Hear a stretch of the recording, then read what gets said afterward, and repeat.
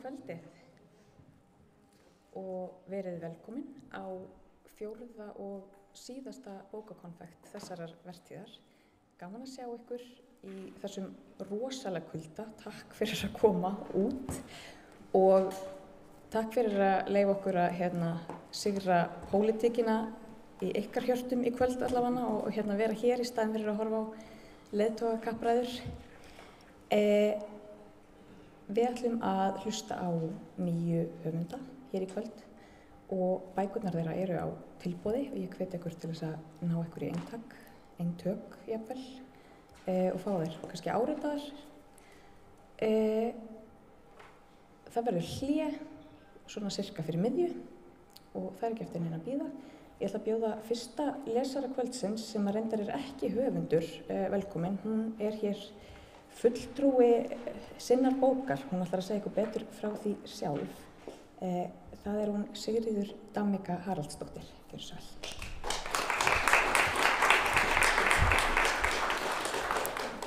Góða kvöldið og bara takk fyrir að bjóða mér hingað. Ég sem sagt heiti Sigríður, eins og hún Fanny sagði, og ég hérna fyrir hönd höfundsins Herdísi Magnu og Áriar vinkonu minnar. Og þegar Ári hringdi mig og bað mig að koma hér og lesa upp úr þessari áhugaverðu bók hana, ævisaga Áriar, þá eiginlega gat ég bara ekki sagt nei. Þar sem að hún alltaf tilbúin og búin til þess að gera allt fyrir mann sjálfan, þá var ég eiginlega bara skylda mín að koma hingað og lesa fyrir hennar hönd. Þannig ég ætla að lesa hérna inngangskaflann, kafli sem hreyfir mikið því ég las hann fyrst. Colombo, sumari 1978. Það komin júní. Aðeins fáeinar vikur eru það til fjölskyldan yfirgefur Srí Lanka og flytur til Bahrein og ég bæði með kvíðahnút og fiðrildi í maganum. Ég strax byrjuð að sakna landsins, fólksins og menningarinnar en hlakka líka til að komast á framandi slóðir. Sannfærð að þar bíði mín ný og heillandi ævintýri. Ég vil nýta tímann fram á brottferð vel og njóta alls sem í boði og hef tekið upp þann sið að bjóða starfsfólki mínu, bílstjórunum, matráðskonunni, vikapiltinum og þjónustustúlkunni á einhvern menningarviðburð í borginni á hverjum laugardegi. Við förum saman í leikhús, á tónleika, danssýningar eða í óperuna. Þórir heima á meðan og gætir síran sonar okkar sem orðinn 7 mánaða gamall. Státinn og gullfallegur snáði. Þetta kvöld ætlum við að fara í leikhús að sjá Synga Hapana, sígilt þjóðlegt verk og ég hlakka mikið til. Ég útbý matinn fyrir síran og litli augasteinni minn tilbúin í bólið þegar ég kissa hann bless. Hann hefur verið svolítið rellinn í dag og ég finna hann dálítið heitur, en þegar ég hef orð á því við Þóri, segir hann að ég skuli drífa mig í óperuna. Stráknum sé bara heitt, endir heitt í veðri eins og ævinlega í Colombo, þar sem hitinn nálægt 30 gráðum allan ársins hring. Ég kem heim eftir dásamlegt kvöld, en þá tekur Þórir á móti mér í mikilli geðshræringu og uppnámi. Hann segir að síran sé fárveikur og hann hefur skyndilega fengið háan hita og krampa og við þurfum að fara með hann til læknis undir eins. Ég hringi lækni sem segir okkur að koma umsvifalaust með barnið á sjúkrahúsið. Þjónustustúlkan Mabel tínir í snatri saman þar sem við þurfum að hafa með okkur. Kieran Ellis bílstjóri bruna með okkur á sjúkrahúsið sem ekki langt frá heimilinu og við erum komið þangað hálftíma síðar. McCarthy sjúkrahúsið einkarekið og byggingin á 2 hæðum, látlaus og ljósmáluð með rauðu þaki. Til eru fínni sjúkrahús í borginni en McCarthy traust og virt stofnun sem hefur reynst fjölskyldinu vel í áranna rás. Síran fæddist þar og líka systkinadætur mínar. Læknirinn sem tekur á móti okkur, Dr. Srinath Senavati, náinn vinur okkar. Hann var viðstaddur fæðingu sírans og hefur alltaf annast hann eins og sinn eigin son. En sjálfur hann ókvæntur og barnlaus. Hann og fleiri læknar taka allskyns sýni og rannsaka drenginn hátt og lágt, en finna enga skýringu á veikindunum. Hann með háan hita, uppköst og niðurgang. Fjölskyldan fær stóra einkastofu með 2 aukarúmum og allt gert fyrir síran, sem mögulegt En biðin erfið fyrir okkur foreldrana eins og allir kannast við sem hafa vakað yfir veiku barni sínu. Eftir 3 sólarhringa tekur loks að brá af Síran litla og öllum léttir mjög þegar hann brosir og sýnir okkur sökudólginn, ofurlitla snjóhvíta perlu sem gægist upp úr neðri góm. Fyrsta tönnin. Niðurstaða læknanna er sú að hún hafi átt sök á veikindunum, enda lækkan heitir nú ört og drengnum líður talsvert betur. Tanntaka getur tekið á og þungu fargi er létt af okkur Þóri og hjúkrunarfólkinu. Allir dást af nýju tönninni. Skömminni þarna arna. Þau vilja þá halda drengnum svolítið lengur á sjúkrahúsinu til öryggis. Þórir telur sér óhætt að skreppa á skrifstofuna fyrst drengurinn er að hressast. Ég er úrvinda. Ég hef lítið getað sofið fyrir áhyggjum og streitu og er dauðþreytt eftir þetta allt saman. Sveitt og klístruð af svefnleysi og þreytu. Litli engilli minn sefur nú vært og ég ákveð að skreppa heim til að fara í sturtu og skipta föt. Meibel situr hjá barninu meðan. Klukkutíma síðar er ég á leiðinni aftur á sjúkrahúsið. Þegar bíllinn ekur inn fáfarna götuna sem sjúkrahúsið stendur við, rek ég augun í mann sem stekar hröðum skrefum eftir gangstéttinni með ákaflega fallegt barn í fanginu. Ég hrekki kútþyrir sér barnið. Það er Síran. Ég stirna upp og æpi á Kira-Nelle. Snúðu við. Það er Síran. Hann gerir það. Ég snarast út úr bílnum og hleyp á eftir manninum. Hann greikkar sporin í fyrstu en ég næ honum og hrifsa drenginn úr höndunum á honum. Maðurinn snýr sér að mér og brosir sínu blíðasta. Segir ekkert en heldur göngunni áfram eins og ekkert hafi í skorist. Ég vind mér inn í bílinn, faðma barnið mitt og ég gráti nær. Ég segi Kira-Nelle að aka að sjúkrahúsinu. Ég er agndofa og hjarta hamast í brjósti mér. Hvað í ósköpunum var að segja þið? Hvert ætlaði þessi maður að fara með drenginn minn? Fyrir utan sjúkrahúsið sé ég eina af starfskonum hússins standa og daðra við bílstjóran sem situr á bíl á stæðinu. Ég kannast við hann á ganginum þar sem Síran lá. Ég flýti mér fram hjá hann inn í húsið, hringi strax í Þóri og bið hann að koma undir eins. Svo fer ég upp á sjúkrastofuna þar sem enginn er. Ég finn Meibel í öðru herbergi þar sem hún situr og tala við fólk sem ég þekki ekki. Stúlkan ber sig aumlega. Segist að sé gamla kunnugju þorpinu og farið fram til að spjalla við þá, en Síran hafi verið sofandi. Hún telur líklegt að konan sem var að tala við bílstjóran á bílastæðinu hafi farið með drenginn niður. Þórir kemur fljótlega og verður öskuvondur þegar hann heyrir hvað hefur gerst. Hann æðir inn á skrifstofuna og skipar starfsfólki sjúkrahússins að koma með reikninginn og útskrifa drenginn eins og skot. Við séum farin heim. Fólki maldar í móinn og segir að við getum ekki farið án samþykkis læknis, en við Þórir tökum saman allt okkar hafurtask og flýtum okkur út með drenginn ásamt þjónustustúlkunni. Líklega má kalla það mikið lán fyrir mig að ég skildi ekki á þessari stundu hafa neina hugmynd þá umfangsmiklu glæpastarfsemi sem stundu var á þessum tíma á Srí Lanka. Það sem börnin var rænt einmitt á sjúkrahúsum en hvergi hafi verið minnst á neitt slíkt í fjölmiðlum. Þetta atvik var í huga mínum aðeins furðuleg og óskiljanleg uppákoma, en hefði ég vitað það sem ég veit nú, hefði áfallið orðið mér óbærilegt. Við hjónin veltum málinu fyrir okkur en ákvaðum að ýmsum ástæðum að engin eftirmáli yrðu af þessu atviki. Við myndum ekki kæra sjúkrahúsið og Meibel skyldi halda vinnunni hjá okkur. Ég bjóst nú við að Þóri myndi reka hana fyrir að hafa farið frá drengnum, en stúlkan hafði reynst okkur trú og trygg og vissi greinilega ekki neitt þetta tilvik.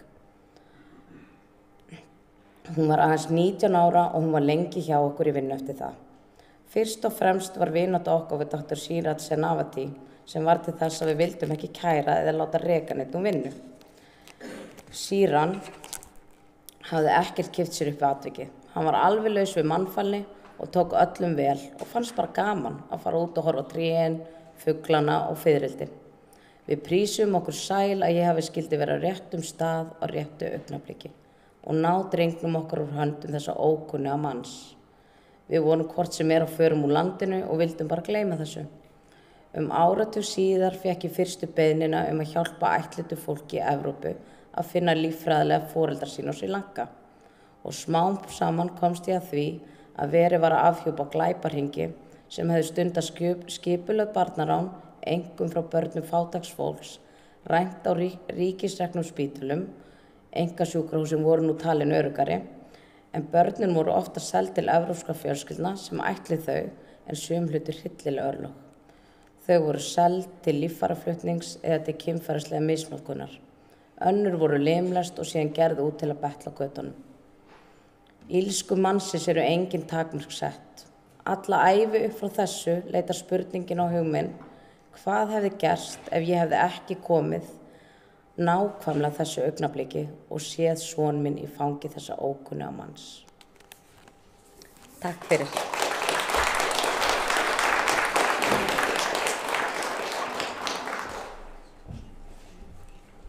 Kærar þakkir, Sigríður. Næst ætlum við að fá að heyra frá Sigrúnu Eldjárn, en hún er búin að gefa út 2 bækur í ár og við ætlum aðeins að fá að heyra þær báðar. Kannski sérstaklega í ljósi þess að önnur þeirra, Sigrún í safninu, hlaut tilnefningu til Íslensku bókmenntaverðlaunanna í gær. En hin bókin, Fjársjóður í mýrinni, er engu síðri og við fáum að heyra aðeins úr þeim báðum. Gjörðu svo vel.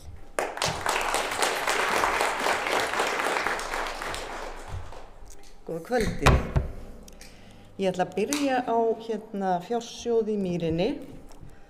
Þetta er bók 4 krakka. Það eru þríburarnir Stella, Bella og Elli sem að búa í gráu húsi með pappa sínum, rétt við stór hættulega mýri. Og svo er það Móses sem að býr hjá 3 mæðrum sínum í bláa húsinu við mýrina. En þessir þríburar eru nýflutt á svæðið og svo er að sumri tekið að halla og skólinn að byrja. Þannig að þau eru að fara í skólan, Mýraskóla, og ég ætla að lesa hérna smá þar sem þau koma í fyrsta skipti í skólan, þessi þríburar, og kafla þar sem að skólastjórinn birtist, mjög hress, kona sem er stundum kölluð páskaegg, og það er ekki af því að hún sé brún og sæt, það er út af öðru, en það kemur í ljós.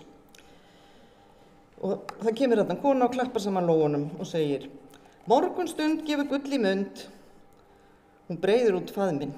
Velkomin í skólan, kæru börn, bætir hún við leið og hún opnar skólastofuna og vísar þeim inn. Hafið hljótt og munið að þögnin er gulls í gildi og alls ekki gleyma að hæst bylur í tómri tunnu. Hún rennir augunum yfir hópinn. Ég sé að við höfum fengið nýja nemendur í hópinn. Lengi er von á einum, nú eða 3. Þetta er talsverð fjölgun síðan síðast sem er gott því að maður manns gaman. Ég vil alveg sérstaklega bjóða ykkur velkomin, segir hún svo og horfir á þríburana. Ég heiti Ásgerður Eggertsdóttir og er skólastjóri Mýraskóla. Yfirleitt er ég kölluð Ása Egg, bætir hún við skælbrosandi. Páskaegg, heyrist Malla hvísla og flissar leið. Stella, Bella og Elli stara í kringu sig því að það er smá saman að renna upp fyrir þeim að fyrir utan þau 3 og Móses eru einungis 5 aðri krakkar í þessum skóla. Sem sagt 9 nemendur í allt, í heilum skóla. Og það sem meira er, Móses var ekki að grínast, þau eru öll í sama bekknum. En furðulegt, segir Stella lágt. Þetta verður nú eitthvað, hugsar Elli með sér og veit ekki alveg hvað hann á að halda. Fáðu ykkur sæti, segir Ása Egg, litlu fremst og stóru aftast, því hinir síðustu verða fyrstir. Nemendurnir 9 fá sér sæti samkvæmt fyrirmælum Ásu Egg. Litlu strákarnir 2, Ari og Bragi, sitja hlið við fremsta borðið. Stella situr fyrir aftan þá við hliðin á Mósesi. Hinum megin við hann situr föla fléttustúlkan sem þeim heyrist vera kölluð Sísí. Bella og Elli sitja þar fyrir aftan en unglingarnir Krissi og Malla sitja aftast. Malla flissar stöðugt og lætur í sér heyra á ýmsan hátt en Krissi reynir að sussa á hana. Margt fyrir öðruvís en ætlað segir skólastjórinn þegar þau eru öll komin í sæti sín. Því miður hafa nokkrir af kennurum okkar frá því í fyrra flutt burt héðan. En öll él birtur upp síðir og maður kemur í manns stað. Við höfum fengið 2 dásamlega nýja kennara. Hún stekkur að dyrunum og opnar. Börnin rek upp stór augu þegar Pandóra gamla gengur inn. Á hún virkilega að kenna þeim? Þið þekki vonandi öll hana Pandóru, lengi lifir í gömlum glæðum. Það gleður mig að tilkynna að hún er nýji tónmenntakennarinn ykkar, segir Ása Egg glaðlega. Pandóra hrekkur í kút þegar hún heyrir orðið tónmenntakennari. Hún starir á skólastjóran og ætlar að fara að segja eitthvað en kemst ekki að því að Ása Egg heldur áfram að tala. Stundataflan ykkar er ekki alveg tilbúin en koma tímar, koma ráð. Pandóra mun kenna ykkur í fyrsta tíma dagsins. Það læra börnin sem fyrir þeim haft. Næsta tíma á eftir kennir hann Þorfinnur furðudýrafræðingur. Hans fag náttúrulega náttúrufræði með alveg sérstaka áherslu á furðudýr. Oft ljótur ormur í lygnu vatni. Svo það nestistíminn. Hann mikilvægur því að matur mannsins megin og fleira matur feitt kjöt. Krakkarnir líta hvert á annað. Ekkert þeir með feitt kjöt í nesti. Það víst alveg áræðilegt. Allar aðrar greinar mun ég kenna sjálf. Fleira verður að gera en gott þykir, en á móti kemur að illt að vera iðjulaus. Ég kenni því stærðfræði í síðasta tíma dagsins. Hún horfir hugsandi á börnin smástund. Ég reyndar ekki viss ég geti kennt ykkur leikfimi, ég ekki góð í því. Engin rósán þyrna. Ég á sem sagt eftir að finna einhvern í það, en koma dagar, koma ráð. Hún lítur allt í einu snöggt á Stellu, Bellu og Ella. Þið eigið pappa, það ekki? Spyr sú sem ekki veit. Gæti hann kannski tekið að sér íþróttakennsluna? Oft var þörfin nú nauðsyn því góð íþrótt gulli betri. Stella verður að halda niður í sér hláturinn því að pabbi þeirra situr yfir grafkyrr við tölvuna alla daga og hreyfir sig eins lítið hann kemst upp með. Hún sér hann ekki alveg fyrir sér sem íþróttakennara. En í svona litlu þorpi þar sem fáir búa verður greinilega notast við það sem í boði. Ég alls ekki viss hann geti kennt leikfimi, svarar Elli spurningunni. Hann hefur allavega aldrei gert það áður. Já, en einu sinni verður allt fyrst, segir Ása Egg bjartsýn. Þetta var svona sýnisorn úr fjársjóðunum í Mýrinni. Og þá það hún Sigrún í safninu. Þetta bók mig. Fyrsta og örugglega eina bókin sem ég skrifa sjálf á mig. Og þetta þegar ég átti heima í Þjóðminjasafninu, af því að hann pabbi minn var þjóðminjavörður og ég áttaði mig allt í einu á því að það væri kannski svolítið óvenjulegt að alast upp í safni og ákvað að gera þessa bók. Og ég ætla að lesa hérna kafla sem heitir Vinkonan. Af öllu því sem hægt var að skoða í Þjóðminjasafninu var beinagrindin uppáhaldið mitt, en það þýddi ekkert að bjóða inn í kaffibúð. Hún lá bara alein í ljósgulum sandi inn í glerskáp, svo fríð og falleg en leið dálítið óhugnaleg. Þetta var beinagrinda konu sem hafði einhvern tíma verið lifandi en dó fyrir mörg 100 árum og nú var ekkert eftir af henni nema þessi gulnuðu bein. Húðin, hárið og allt annað sem hafði verið hluti af henni á meðan hún lifiði var horfið. Ég skoðaði hana oft og mörgum sinnum og þótt hún sérlega áhugaverð. Ekki síst þegar mér var sagt að inn í mér sjálfri væri líka beinagrind. Og áður ég vissi af, vorum við beinagrindin orðnar prýðis vinkonur. Þú þarft að hjálpa mér svolítið í vinnunni, Sigrún mín, sagði pabbi einn góðan veðurdag. Ég var mjög montin af þessu. Hvernig ætli ég geti hjálpa pappa í vinnunans, hugsaði ég. Hann tók í höndina á mér og leiddi mig með sér upp í safn og inn í fremsta salinn. Þar voru margir glerskápar með fornminjum og í einum þeirra lá einmitt beinagrindin, vinkona mín. Mörgum finnast beinagrindur alveg óskaplega draugalegar, en ég hafði svo oft heilsað upp á þessa að ég var ekki vitund hrædd við hana. Þegar konan sem hafði átt þessi bein var lögð í gröf sína fyrir löngu síðan, voru settir hjá henni nokkrir dýrgripir sem hún átti á meðan hún var ennþá lifandi. Þar á meðal falleg þríblaða næla. Nú ætlaði pabbi minn að rannsaka þessa nælu betur, teikna hana upp og skrifa hann í einhverja bókunum sínum. Beinagrindin lá brosandi inn í skápnum og allt í kringum hana var sandur og fjörusteinar. Nælan lá á milli tveggja rifbeina. Til að ná henni þurfti að smeygja sér inn lítið op á hlið skápsins, tipla varlega á steinunum, beygja sér niður, taka næluna, snúa sér við og tipla tilbaka. Pabbi taldi að ef hann reyndi þetta sjálfur, gæti hann hæglega mist jafnvægið og stigið óvart á beinagrindina sem færi þó auðvitað í rugling. Það vildi hann alls ekki að gerðist. Og þá fékk hann þó hugmynd að senda mig inn til beinagrindarinnar af því að ég var svo miklu styttri og léttfættar en hann og bæði með minni fætur og mjórri putta. Já, en pabbi, manstu ekki hvað stendur þarna, sagði ég áhyggjufull og benti á eitt af spjöldunum sem voru víð og dreif safnið. Enginn má taka á nokkurum hlut án leyfis. Nú þá færð þú bara hér með leyfi frá mér til þess að snerta þessa nælu, sagði pabbi leið og hann opnaði skápinn. Ég herti upp hugan og skreið inn til beinagrindarinnar. Þarna var mér falið mjög óvinnulegt og vandarsamt verkefni. Mér fórst það afskaplega vel úr hendi þótt ég segi sjálf frá og var mjög stolt þegar ég lagði næluna varlega í lófan á pabba. Og þá komið sýnishorn þessi. Báðar bækurnar eru fullar af myndum og alveg óskaplega skemmtilegar. Takk fyrir mig.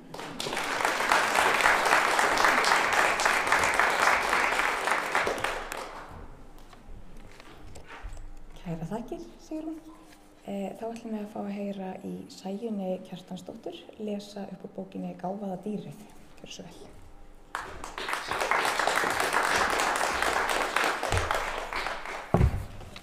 Komið sæl. Það skrifa ekki allir bækur, en það hafa allir frá mörg að segja. En til að sögur séu sagðar, þá þarf einhver að taka við þeim eða hlusta. Og það eitt af því sem ég geri í mínu aðalstarfi sem sálgreining. Og ég hef valið að lesa hér upp úr Gáfaða dýrinu úr kafla sem heitir einmitt Vill einhver hlusta? Framan af ævi taldi ég það ekki merkilega iðju að hlusta. Fólk eins og ég, sem sagði fátt, fannst mér óspennandi. Ég ímyndaði mér að það hefði ekki neitt athyglisvert fram að færa. Hver sem var gat hlustað, en að tala var hæfileiki sem virtist fáum gefinn. Það gat ekki hver sem var sagt góða sögu og gert hversdagslega hluti áhugaverða. Auk þess þurfti áræði og sjálfstraust til að halda athygli fólks.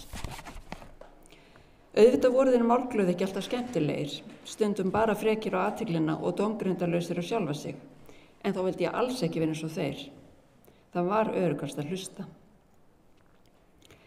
Heima hjá mér var töluverð eftirspurn eftir áheyrn þegar ég var stelpa, sérstaklega frá þeirri sem hefði helst þurft að veita hana. Á bernsku heimili sínu hafði mamma alist upp við mikla samkeppni orðið þar sem 13 börn kepptust athygli tveggja foreldra. Þá kom sér vel að vera skemmtilegur og það tókst mömmu og systkinum hennar vel. Ég vissi alltaf að ég var ekki eins og þau. Ég var líkari pappa sem var hljóður og hlédrægur og hlustaði meir en hann talaði. Mamma var skemmtileg en pappi traustur. Svona flokka börn andstæður og reyna að búa til einhvers konar skipulag. Gott, vont, rétt, rangt, skemmtilegt, leiðinlegt. Barnsleg flokkun ekki alltaf rökrétt eins og sést af afstöðu minni til reykinga. Ég vissi að það var hættulegt að reykja og tók mér til fyrirmyndar pappa sem reykti aldrei, en mér fannst jafnaldra mínir sem reyktu miklu áhugaverðari en hinir.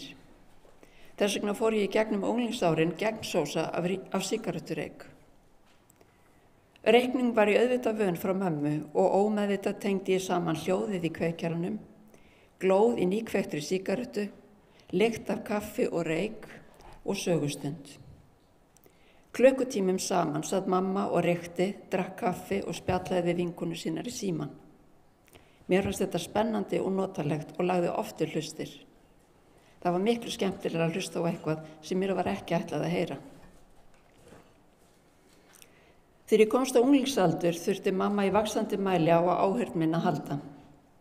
Henni fannst hún á orði fyrir óvenjumiklu ranglæti og á hana leituðu spurningar réttlæti, guð og tilveruna yfirleitt.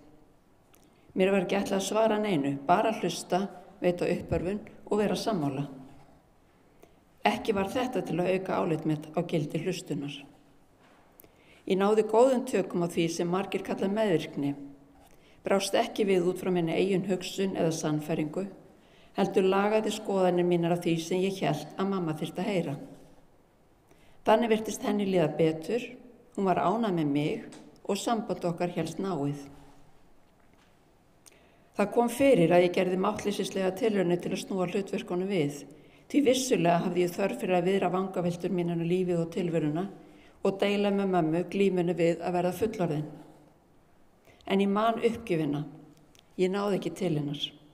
Hún varð fjarlæg, óþreyjufull, fannst þetta smávægilegt, lá svo á að koma sínu að. Það var best fyrir mig að þegja. Nema, það var alls ekki best. Allir, og alveg sérstaklega börn, þurfa að tjá sig, spegla sig í annarri mannesku, tala óritskoðað, fá hlustun, samkennd, önnur sjónarmið, allt heila galleríið. Jafnt og þétt frá fæðingu þörfnumst við hlustunar svo við getum kynnst sjálfum okkur, skilið viðbrögð okkar tilfinningar og hugsanir, að ekki sé minnst á þennan flókna heim sem við fæddumst inn í.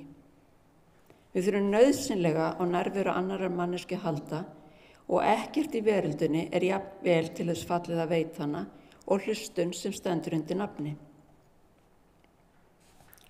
Ég hef augljóslega skipt skoðun á gildi hlustunar og í dag alveg ósammála mér ungri sem hélt að það veri auðvelt og ómerkilegt að hlusta.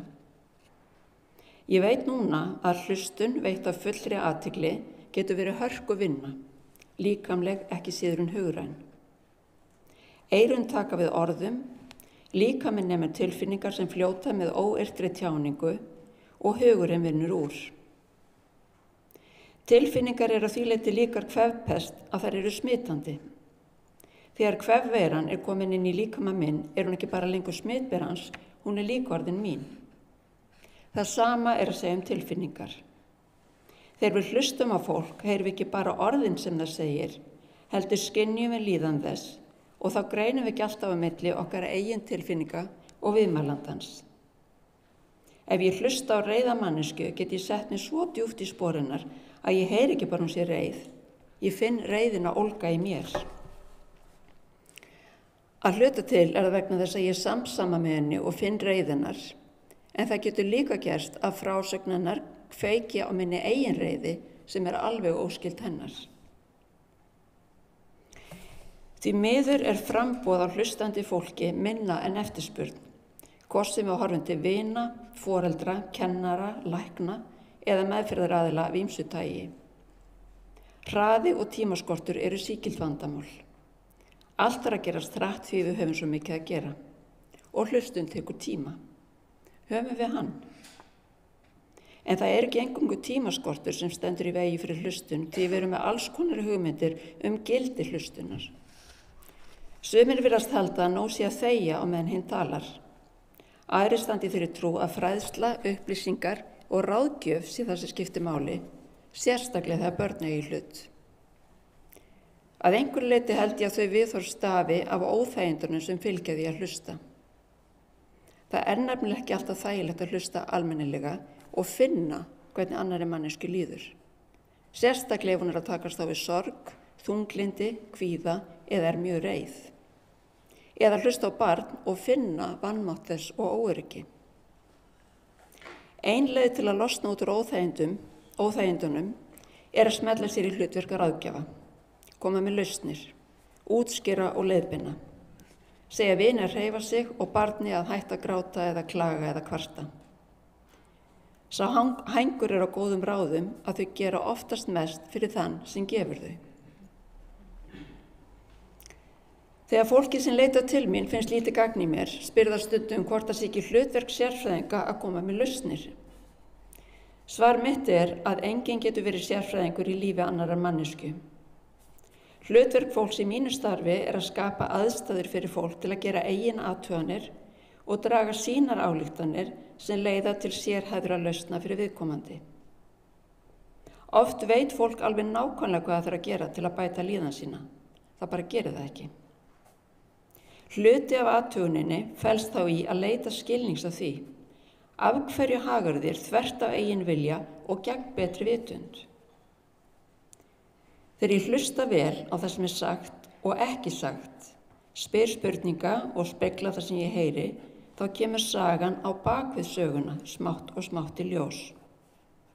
Hún alltaf brotakennd, en með því að raða brotunum saman fær fólk betri innsýn í samhengi nútíðar og fortíðar og innri togstreitu. Tilveran verður viðráðanlegri þegar fólk áttar sig á að það bæði vill og vill ekki sama hlutin. Það hefur fullorðins og barnshluta og því líkar og mislíkar samtímis við sömu manneskuna. Því fylgir léttir að veita öllum tilfinningum viðurkenningu, líka þeim sem hafa illt orð á sér, og við það eykst skilningur á manni sjálfum og öðrum. Auðvitað hef ég stundum tekið að með hlutverk ráðgjafans sem telur sig hafa svör og reiðum höndum, sérstaklega þegar ég upplifði mig skilningsvana, því að á því augnabliki sem ég kem með svörin finn ég mátt minn. Helsta ástæðan fyrir því að ég forðast ráðlegginga samt svo að þær virka sjaldnast. Þráttur að fólk biðji ráð, vilja fæstir láta segja sér hvað þeir eiga að gera.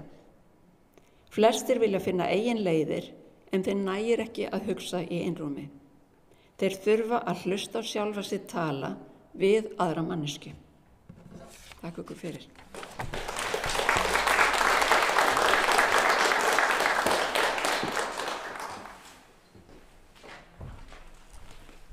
Takk fyrir þetta, Sæunn. Þá ætlar Benný Sif Ísleifsdóttir að lesa fyrir okkur upp úr bókinni Speglahúsið.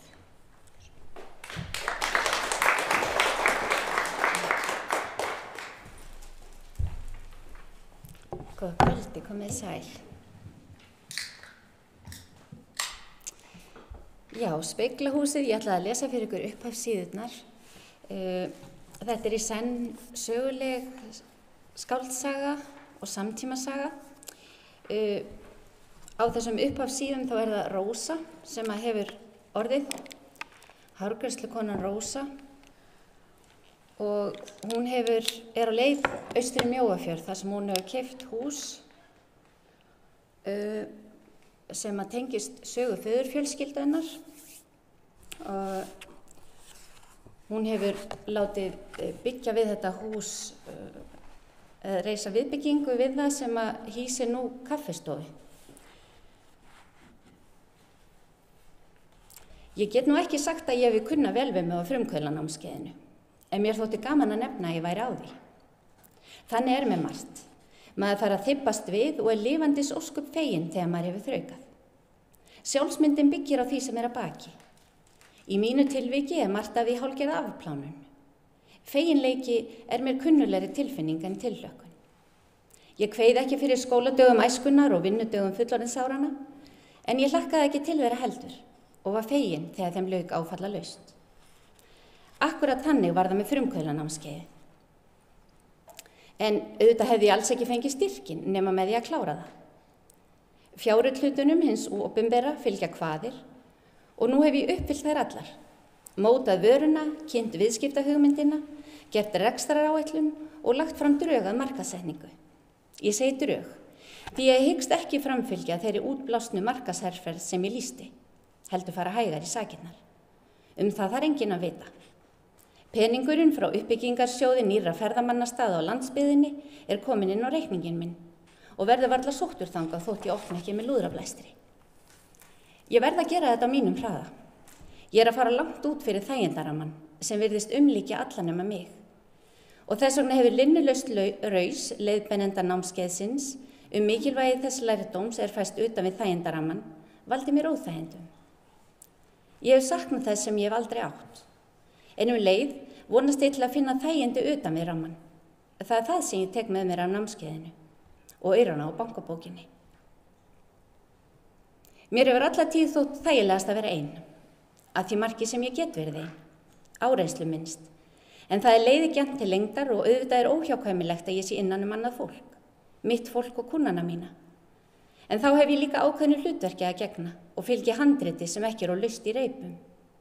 Mér illa við spuna. Sem hárgreiðslukona fylgi ég handriti, sem móður og tengdamóður fylgi ég handriti. Það helsta handahófskendari samskipti fylgi barnabörnunum mínum 4 og oftast ræði ég vel við það. Þau elskaði mér, hlaupa í fangið á mér þegar ég kem og hanga í mér þegar ég fer.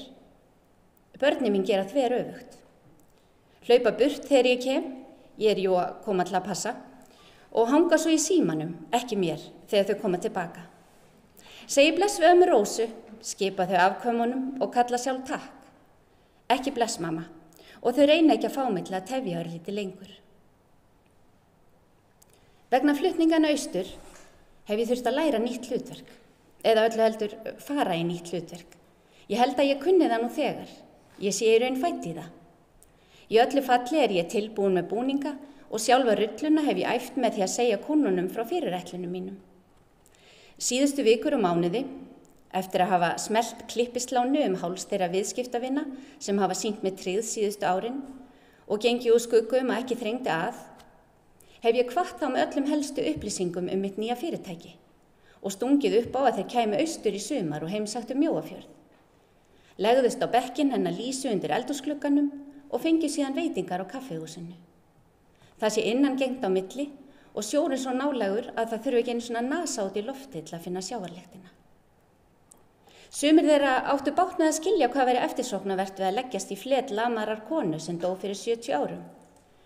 En þegar ég sagði frá speglunum glæddist skilningur flestra. Fólk sem komið og yfir miðjan aldur man hvað tíminn gat liðið hægt og hve oft var yfir fáa að hanga og skilur þess vegna hvað stórkostleg breyting það var fyrir rúmliggjandi konu að fá spegil sem opnaði henni sín út gluggann sem hún lá undir. En þegar ég síðan lýsti því hvernig fleiri speglar opnuðu sín fyrir húshorn og dyragáttir, náðu fæstir viðskiptavina minna utan hugsunina. Skildu ekki ferlana sem ég kalla framvirkandi. Ég örlítið búin að lesa mig til speglasali og hefi auðvitað gengið gólf og brekkufæti í nokkur skipti, svo ég veit hvað ég að tala. Eftir að hafa klift eða lita, lagt og blásið sem var algengast, skýrði ég líka frá því að 2 ungar hárgreiðslukonur hefðu keypt stofuna mína. Ekki að ég hefði þurft þess, en mér þótti það sjálfsögð kurteisi. Einhverjir hugðust beina viðskiptum sínum til þeirra framvegis, en þeir voru fleiri sem töldu þeirra ungar til að eiga við gamalt hár. Ég skipti mér ekki á því, en þótti vænt að margir sögðust myndu sakna þess að koma í stólinn til mín. Ef það var orðað akkurat þannig, þá svaraði ég glaðlega að allir væru velkomnir á bekkinn til mín. Nú þegar ég geng gólf í íbúðinni minni í síðasta skipti, finn ég til sama léttis og þegar ég flutti hingað inn. Einstæð móðir með 3 ung börn. Þá var ég fegin að vera laus við eiginmanninn. Nú hlakkaði ég til þess að vera laus við restina af fjölskyldunni. Það er agalegt, en það er satt. Þótt ég hafi eitt sinn haldið að ekkert þreytti mig jafn mikið og að sofa hjá herði, þá þreyta afleiðingar þeirra stimpinga mig ekki síður núorðið. Þegar ég hef sagt viðskiptavinum mínum frá því að ég sé að flytja austur og opnaðar ferðaþjónustufyrirtæki, tali ég kjark. Að ég hafi fundið kjarkinn til að breyta til. En hugrekki hefur minnst með þessa ákvörðun mína að gera. Í raun ég í einhvers konar ratleik. Ekki þó þannig að ég sé alltaf vísbendingar, heldur forsendur. Það er verið að senda mig á slóðir föður míns og föðurömmu. Þegar ég tilkynnti börnunum mínum að ég væri búin að selja íbúðina og hárgreiðslustofuna og kaupa brekkufót í Mjóafirði, sagðist ég þurfa tilbreytingu að halda, nýju umhverfi. Ég hefði aldrei búið út á landi og varla nokkru sinni komið út á land. Það fer að verða síðustu forvöð. Ekki yngdist ég. Að kannski dæi ég fyrir en þau héldu þauti gegnum huga minn en ekki fram á varir. Ég réttlætti ákvörðun mína án þess að ætla það. Ég meina, allir eru alltaf að breyta til og þá er hrópa húrra. Hvort sem er að ræða kulnaða vesalinga sem neyðast til að söðla eða ístöðulausa aumingja sem breyta til reglulega af því þau duga ekki lengi til neins. Hví skildi ég þá ekki mig að breyta til? Þó ég hef ekki klest á vegg og tryggð og staðfestur ekki sömu hárgreiðslustofuna í rúm 20 ár. Ég ætla að prófa að lifa eingöngu fyrir sjálfa mig áður en það verður of seint. Ég hef lifað of lengi fyrir aðra. Ekki að ég hef fært sérstaka fórnir, ég hélt bara áfram að gera það sem til var ætlast, löngu eftir að hægt var að ætlast til þess. Takk fyrir.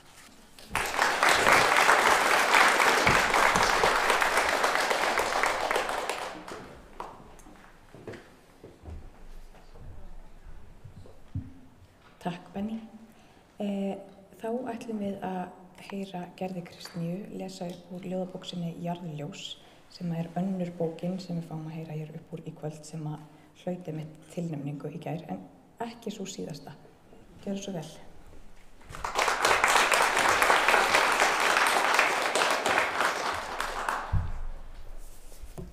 Góða kvöldið.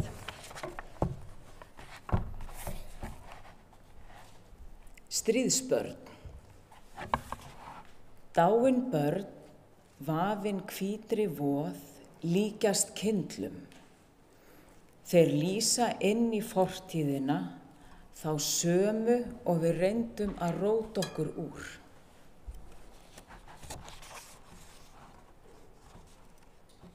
Hafmeyja Nínu Sæm.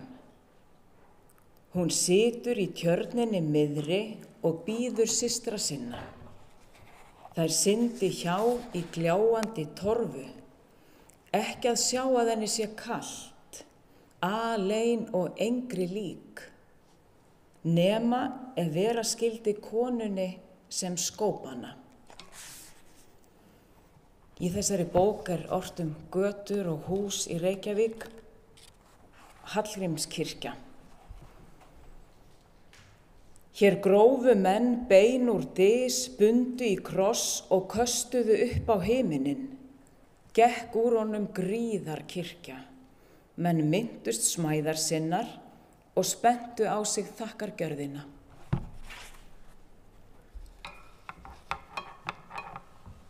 Hver hefur ekki átt góða stund í Þjóðleikhúsinu? Þessi var eftirminnileg. Þjóðleikhúsið. Þegar Magnús í Bræðratungu birti svo draugfullur að hann dettur niður tröppurnar, hendist læknirinn við hliðina á mér á fætur. Þýtur til svolans að hlúa að honum en áttar sig svo á að hér ekki allt sem sýnist. Þetta það fallegasta sem ég hef séð í leikhúsi. Ég man að maðurinn æpti líka, nei, nei, nei, nei. Það fylgir ekki með í ljóðinu.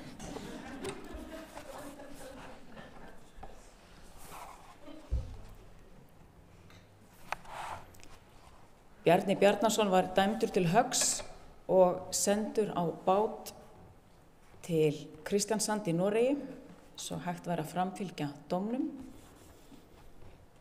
Hann hafði verið dæmdur sekur fyrir 2 morð á 7. á Rauðasandi ásamt Steinunni Sveinsdóttur og ég ákvaði að yrkja hann Bjarna og þessa leið siglingu þarna út til Noregs. Hendur kringdar járni hef ég að hálsi, yðar blóð við húð, þunna sem skæni á vetrar vatni. Skilur heima 2 heljar og ljós, svo sem hlýðir lífi mínu fjöl í kili.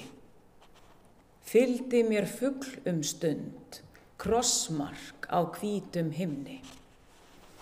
Seglin rísa yfir höfði mér snjóþung fjöll, í landi liggur vina mín, husluð utan garðs en innan ástar minnar. Hún hvílir í draumadys, hvert hugur minn leitar að leggja vanga við bringu.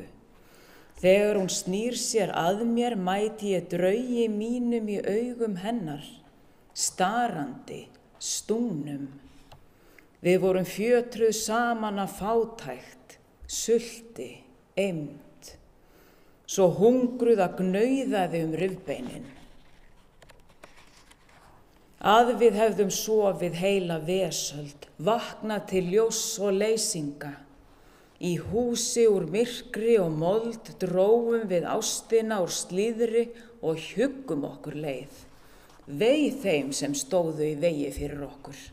Við létum eins og þau væru ekki til, þar til þau voru ekki til.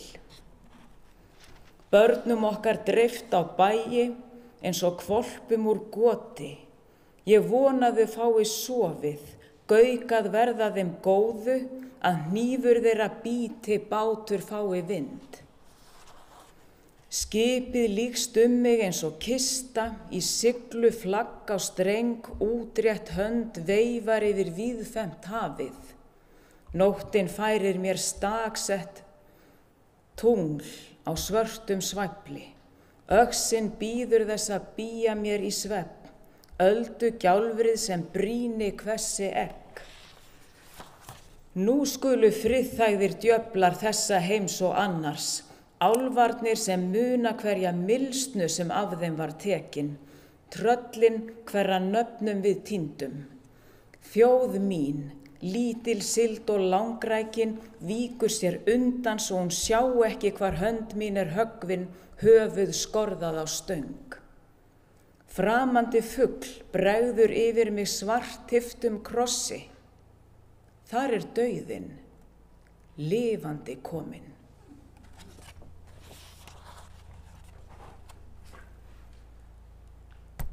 Ég var að velta því fyrir mér hvað myndi nú gerast ef hann Jesú Kristur kæmi aftur og gerðist vinnumaður í íslenskri sveit.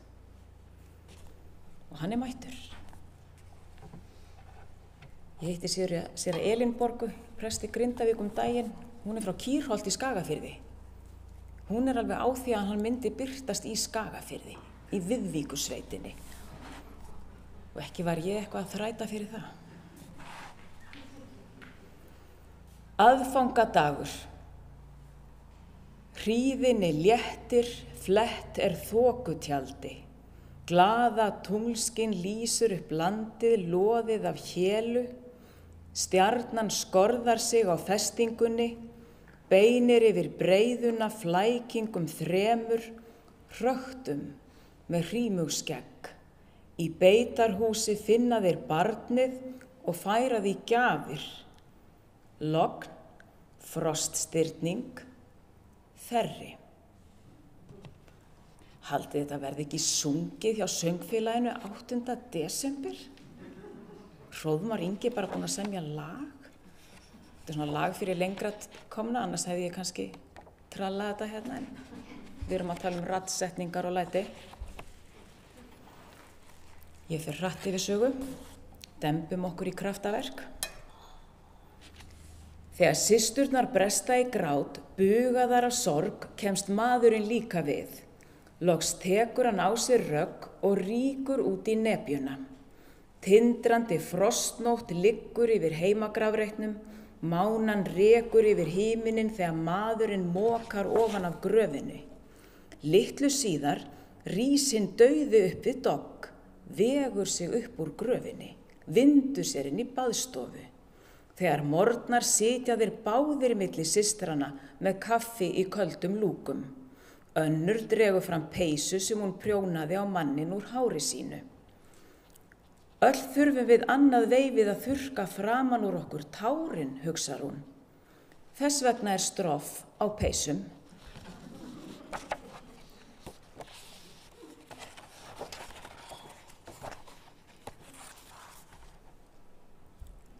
Aftaka. Blikar vatnið blátt, eyjar augu blind. Undir drykkju látum og lóusöng dæmir þingið þjófa til höggs. Með þeim mann langt að komin. Vináttan endist þeim ævina út, því litlu síðar eru þeir dánir. Maðurinn lagður í gjótu. Þá líður ljósið úr heiminum, sem fífu hár fjúki af stilk. Myrkrið svo magnað að tröll brjótast úr fjöllum, kasta grjóti í gjána. Fólk flýr, dýr leggjast dauð.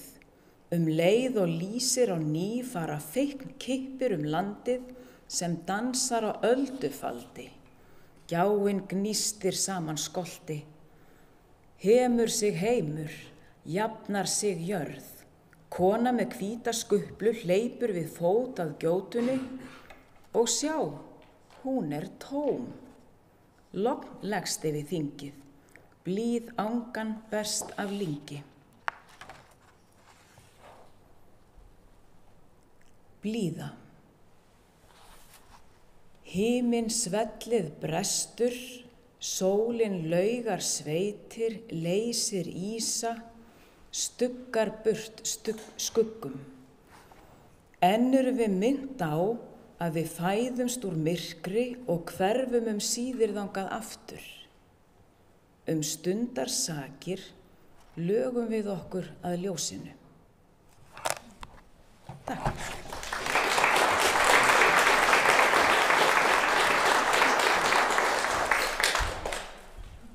Kæra þakkir, kæra Kristný.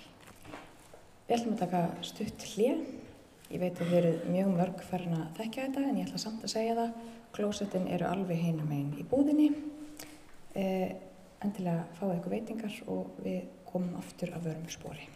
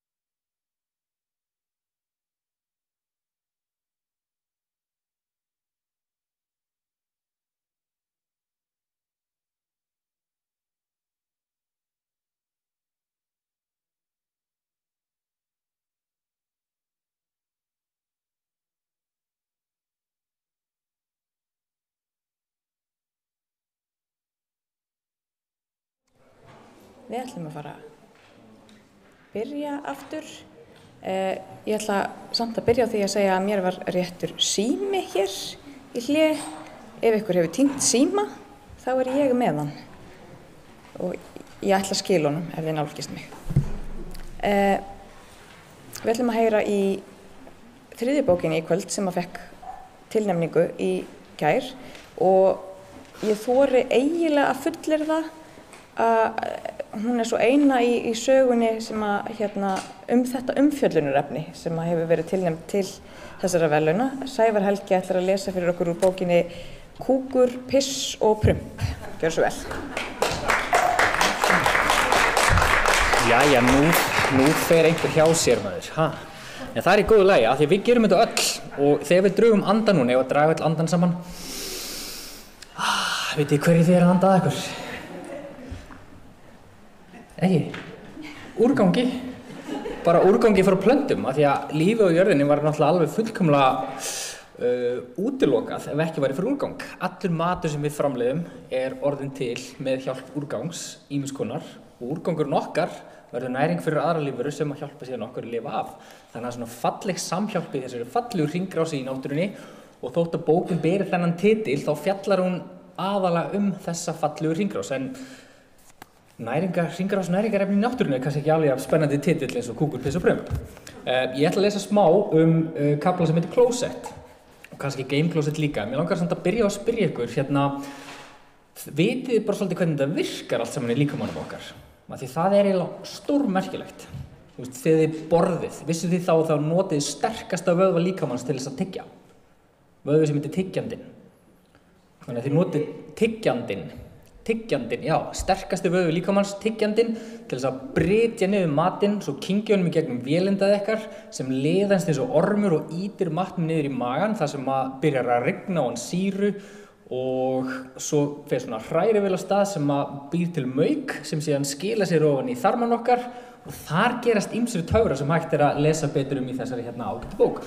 Hún er hluti af ritröð sem heitir Vísindalæsi, því okkur veitum nú ekki af að auka aðeins vísindalæsi í barnanna okkar og okkar sjálfra líka. Og það sem að gerist síðan eftir að líkaminn er búinn að vinna úr næringunni, að þá þarf að skila því.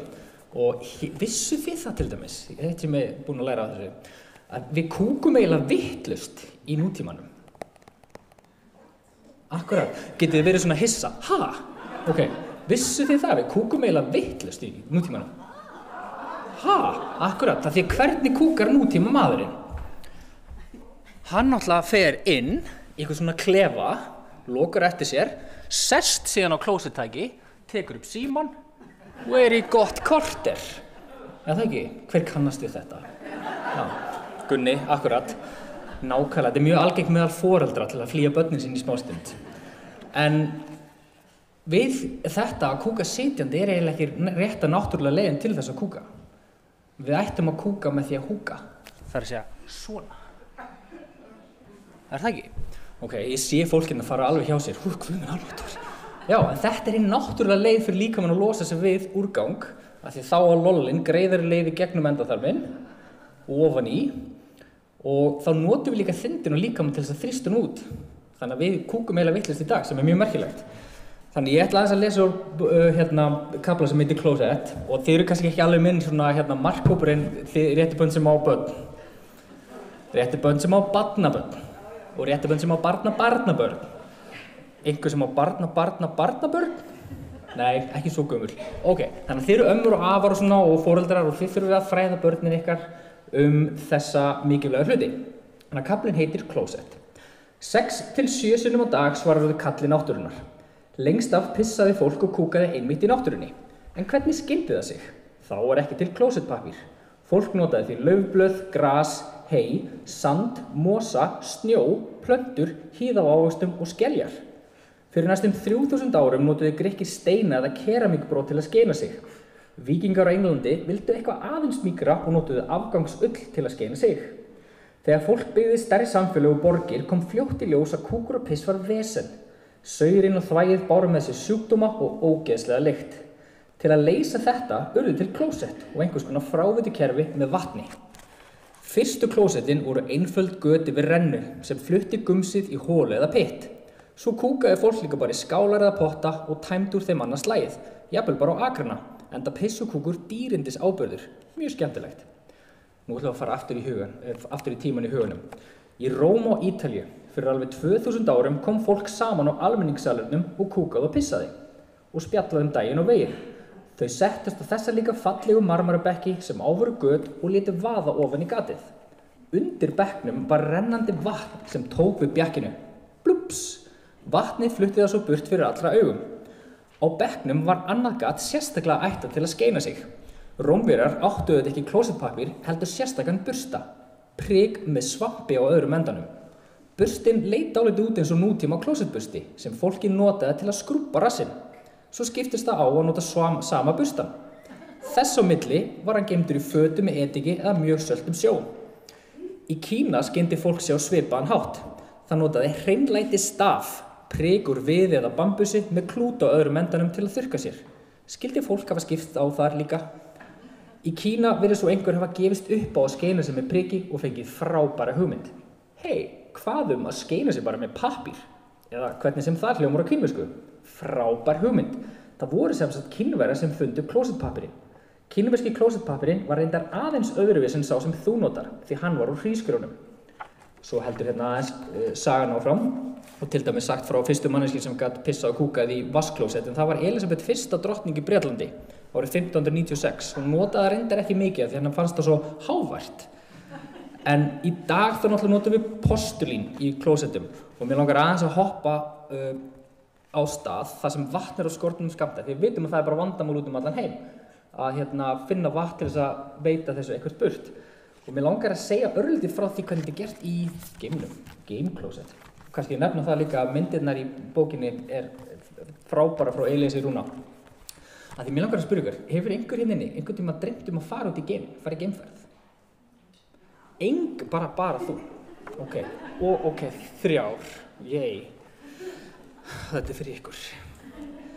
Hefur þið einhvern tíma dreymt að ferðast út í geiminn? Það örugglega eitt mesta ævintýri sem hægt að hugsa sér.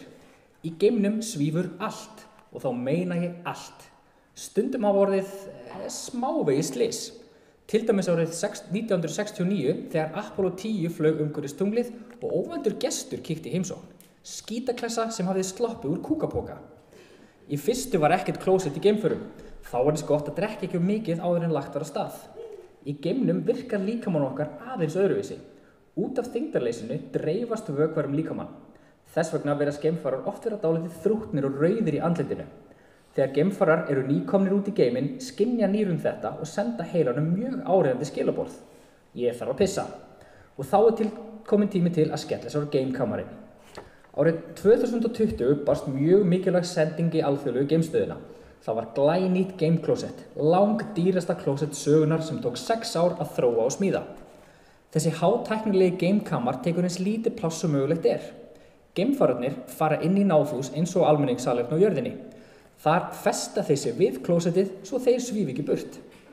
Í geimnum ekki hægt að sturta niður, svo þetta ekki vassklósett, heldur ryksuguklósett. Geimfararnir festa trekt á slöngu sem tengd við klósettið. Þegar klósettið opnað, ræsist ryksugan sjálfkrafa svo óþefur dreifist ekki allt. Svo láta þeir vaða ofan í trektina. Ryksugan sígur þvagið og gætir þess að það sprautist ekki allt. Ef þú pissaðir beint út í loftið í geimfarinu, þá til glæsileg pissukúla sem stækkar því meira sem þú pissar. Það vegna þess að vatnssameindir loða saman, þess vegna vatn blautt. Það enn meira vesen að gera númer 2 í geimnum. Í tunglferðunum, sem einhver hér inni man örugglega eftir það ekki. Kúkuðu geimfararnir í poka sem þeir límdu við rasskinnurnar. Á honum var lítill svona sepi til að kroppa saurinn af sem festist í rassinn. Hugsa ykkur fara úr því sem að Gerður Kristný var til dæmis með okkur hérna áðan. Yfir í þetta. Akkurat. Þegar þau við lokið sér af, gripu þau utan pokan, færðu rólega frá rassinum, settu klósettpappír og bakteríudrepandi efni ofan í og lokuðu pokanum svo kúkurinn sveif ekki burt. Í tunglgöngu notuðu geimfararnir bara bleiur. Til að kúka í klósetti í geimstöðinni miða geimfararnir ofan í pínulítið gat sem mun minna en klósettskálinn heima hjá þér. Smæðin minnka líkurnar á að eitthvað svífi burt. Ryksugan sígur svo kúkinn ofan í poka. Svo þarf að loka pokanum og ýta honum ofan í geymsluhólf þar sem pláss fyrir 30 poka. Við heimkomu eru pokarnir rannsakaðir vel og vandlega. Ein helsta ástæða þess að geimklósettið svona dýrt hreinsibúnaðurinn. Í geimnum þarf helst að endurnota allt, líka vatn. Í geimklósetti pissið hreinsað og notað aftur sem drykkjarvatn. Vatnið í geimstöðinni því endurunnið og hreinsað geimfara piss. Og hvað segir þú? Ertu ennþá til í að fara í geim? Að sjálfsögðu. Herru, bara takk fyrir mig. Vonandi var þetta skemmtilegt og áhugavert og fróðlegt. Takk fyrir.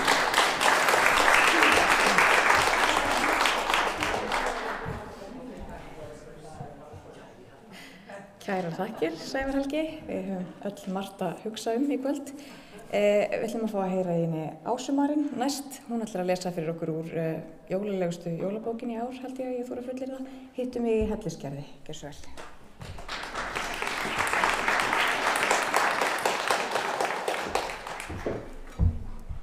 Góða kvöldið. Hittum í Hellisgerði svona rómantísk gamansaga. Þó með þeim alvarlega undirtóni að aðalpersóna bókarinnar, hún óttast að mjög að vera ein jólin. Hún Snjólaug, sem aðalpersóna bókarinnar, hún hefur skapað jólahefðirnar sínar með dóttur sinni sem 7 ára, en þessi jól ætlar barnsfaðir hennar að fara til Tenerife með nýju kærustunni og taka dótturina með. Og Snjólaug svolítið átt að segja á því að fyrir utan dóttur sína þá hún einstæðingur og sér fyrir sér að sitja ein til borðs þegar dómkirkjuklukkurnar hringja jólin inn. Nú eftir að horfa nokkra rómantískar jólamyndir að þá fyllist hún þeirra vonar að hún gæti nú mögulega bara fundið sér jólakærasta sem að gæti snætt með henni hérna 24. desember. Hún nú fljóta átt að segja á því að maður fer ekki bara á einhvern bar og blikkar mann og annan í dag, heldur hendi maður sér bara upp í sófa með snakki annari og síman í henni og skrunar svo í gegnum úrvalið á einhverju stefnumóta öppum. Og eftir að hafa stundað slíkt í nokkra daga þá hefur hún parast við hann manna og ég ætla að grípa hérna niður 7. kafla þar sem hún að fara að hitta hann á fyrsta stefnumóti. Og hún dauðþreytt eftir daginn í vinnunni því að ef þið hafi lesið svona rómantískar sögur sem erlendir höfundar skrifað þá þær alltaf með kaffihús eða vinna sem bakarar og eitthvað slíkt, þannig að sjálfsögðu var því að halda þeirri hefð og hún á brauðtertugerð. Þannig að hún búin að ræra í majónesinu og mætt núna á kaffihús. Þegar að manni gengur inn, sit ég afslöppu við borð og sötra á stórum lattibolla. Fullkomin byrjun. Ég þekki hann strax að þessari einu mynd sem hann hafði sett inn á appið og lyfti upp hendinni til að hann sjái mig. Toga svo ermarnar á peysunni eins langt niður yfir handabökin og þar komast, þar sem ég klikkaði alveg á því að bera brúnkukrem niður á handabökin, eða þá ég hef skólað allt kremið af því ég þóði lófana að verki loknu. Handleggurinn vissulega fallega tannaður, en það svolítið eins og ég sé í hvítum hönskum. Sæll, ég Snjólaug, segi ég þegar hann kemur á borðinu. Ertu kölluð Snjóa, spyr hann. Alls ekki, svara ég og brosi með samanbitnar tennur, ekki sá fyrsti sem spyr. Nei, það var líka bara skrítið, segir hann og brosir. Varstu skírður manni, spyr ég þegar hann sestur. Nei, en ólíkt Snjóu þá mitt gælunafn skárra en skírnanafnið. Hann hlær. Nú, spyr ég 4 sinnum forvitnari. Og næstu 2 klukkustundirnar kynnist ég Guðmanni. Hann maður sem drekkur te eftir klukkan 2 á daginn, tekur skynsamlegar ákvarðanir. Hann á 2 dætur sem báðar eru búsettar í Svíþjóð með mömmu sinni og hvoru kemur heim jólin. Líkurnar á því að stefni í einmanna jól hjá honum því miklar. Hann vinnur á auglýsingastofu en ástríða hans liggur í því að ná fullkominni golfsveiflu og nákvæmum púttum. Með atvinnu og áhugamál. Mjög gott. Hann hatar mjúku mólana með sykurfyllingunni í Macintosh-dollunni en elskar karmelurnar. Á okkar heimili myndi dollan tæmast. Hann ekki mjög trúrækinn, ekki frekar hann að hjarta mitt lauga snjó. Mikið þetta búið að vera skemmtilegt, segir hann einlægur þegar við stöndum upp. Ég finn hlýjan straum fara mig. Hann heldur dyrunum opnum fyrir mér, ekki vegna þess að hann þykist vera herramaður, heldur á því að hann kom að hurðinni á undan. Mér finnst þess að ég hafa alltaf þekkti, segi ég og hann lítur beint á mig. Ég finna að ég roðna þannig ég bæti við. Æ, þú veist, það ekkert oft sem að maður hittir einhvern í fyrsta sinn og langar ekki til þess að segja strax bless, botnar manni. Nákvæmlega, segi ég lágt og brosi kindarlega. Við röltum rólega af stað. Ég veit ekki hvert við erum að fara, en ég veit að ég lagði bílnum í gagnstæða átt við þá sem að við göngum í. Við förum upp Skólavörðustíginn og þegar við göngum fram hjá Hallgrímskirkju byrjar að snjóa. Þetta eru engar feitar rómantískar snjóflyksur sem svífa tígurlega niður. Þetta haglél sem að skellur á hvirflinum. Ég set höndina upp til að verja höfuðið og manni tekur í hina hönd mína og við hlaupum inn í höggmyndagarðinn við listasafn Einars Jónssonar. Við skýlum okkur undir stóru tré og flissum á meðan við náum bæði andanum. Ég ekki andstutt eftir stutthlaupin, heldur vegna þess að mér finnst ég vera að upplifa atriði í kvikmynd. Þið kalt? Spyr manni. Spurningin kemur flatt á mig því það eina sem mig vantar til að vera tilbúin í jöklagöngu húfa, mannbroddar og öxi. Ég lít á hann og sé að hann skelfur úr kulda, enda bara í blazerjakka með ræfilslegan trefil hálsinn. Ég renni niður úlpunni minni og býð honum að koma inn í svefnpoka hlýjuna. Hann hlær en lætur ekki bjóða sig það tvisvar. Eins og 2 pylsur í allt og stuttu pylsubrauði stöndum við undir trénu og hvítar blýkúlurnar hrapa til jarðar allt í kring. Við öndum í takt og ég finn heitan andadrátt hans ofan á hvirflinum. Hann heldur utan mig og ég held úlpunni minni utan hann. Það væri hægt að teikna okkur og selja sem jólakort. Það stoppa henni. Takk fyrir kærlega.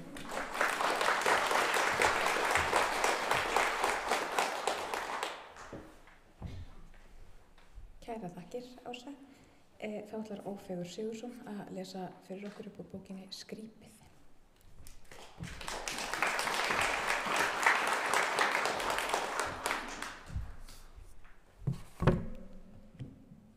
Komið sæl, gaman að sjá ykkur. Einnig ykkur sem eru handa við tölvuskjáinn. Já, ég ætla að lesa úr þessari stuttu skáldsögu sem ber hinn þokkafulla titil, Skrípið, og ég ætla í rauninni ekkert að reyna að vera með neitt formúla eða útskýra hvað í gangi í þessum kafla sem númer 18.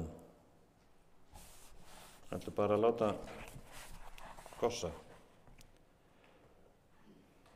Púmunóttina í konjakstofunni á Hótel Holti, hvar Stella lagði tarot fyrir okkur og sagði að ég væri dauðinn en Dúdú galdramaðurinn. Púmunóttina, hvar undrin öll og stórmerkin eiga sér uppruna, að ég væri endurfæðingin en Dúdú sendiboðinn, ég hamskiptin, hann fórnfísinn, að saman væri við drottinn sjónhverfingana, Púmunóttina, þó umbreyttist ég og varð draugurinn að sjálfum mér. DASM, D-A-S-M. Eins og ég hefði öðlast með spádómum Stellu innihaldslausan titil í tóminu. DASM, barón eða greifina engu. Eins og sál mín hefði verið umrituð fyrir annan líkama í framandi sviðsmynd. Í konjakstofunni eftir tarotspána sem var nær því að vera völuspá, fann ég tómið hellast yfir mig eins og þoku. DASM tók skyndilega upp yfirhafnirnar sínar af gólfinu og bauð Stellu og Púmunum góða nótt. Og Dúdú líka. Bon nuit, sagði DASM í þokunni, sofið rótt. Á morgun stór dagur, sagði völvu Stella. Þetta verður geggjað, það bara þannig. Þú hefur það bara eins og þú vilt, sagði DASM við Dúdú. Málið sagði völvu Stella, að hvíla sig vel. Það svo mikilvægt. Tók mannuð Púman undir. Það bara svoleiðis. Og gamli DASM var svo þreyttur og týndur í þokunni innra með sér að hann tók lyftun upp á 4. hæðina og skreið inn eftir ganginum. En eftir langa glímu lykilsins við skrána og þegar dasm var lagstu fyrir í klefanum, svifu púmurnar fyrir hugskotssjónum hans og króðu hann af eins og örlaga nornir. Nú voru þær komnar með vangi úr leðri og höfðu járnklær úti. Hann lá flatur á bakinu og sá þær svífa fyrir ofan sig. Þær höfðu þegar étið Dúdú upp til agna og nú var röðin komin á honum. Strimlum úr rauða jakkanum rigndi til jarðar. Herðapúðarnir rúlluðu eins og dráttavila dekk eftir götunni. Dasm svaf ekkert nóttina heldur þeyttist í hringi í huganum og lá stjarfur og andvaka. Hann var innan í dráttavila dekkinu sem rúllaði eftir Bergstaðastrætinu. Hann var innan í herðapúðanum úr rauða jakkanum hans Dúdú. Þegar honum ofbauð endanlega brenglaðar myndirnar staulaðist hann fram úr rúminu. Hann klæddi sig í ullarfrakkann, setti trefilinn hálsinn, sixpenserinn fór upp, eyrnaskjólinn niður, fingravettlingarnir á hendurnar, dasm, fór hugsunarlaust í allt gúldressið sem hafði legið í hrúgu á sínum stað á gólfinu. Dasm tók lyftuna niður og fekk espressobolla og sódavaskglas hjá náttskáldinu og hélt svo út í hríðina. Þeir töluðu ekkert saman.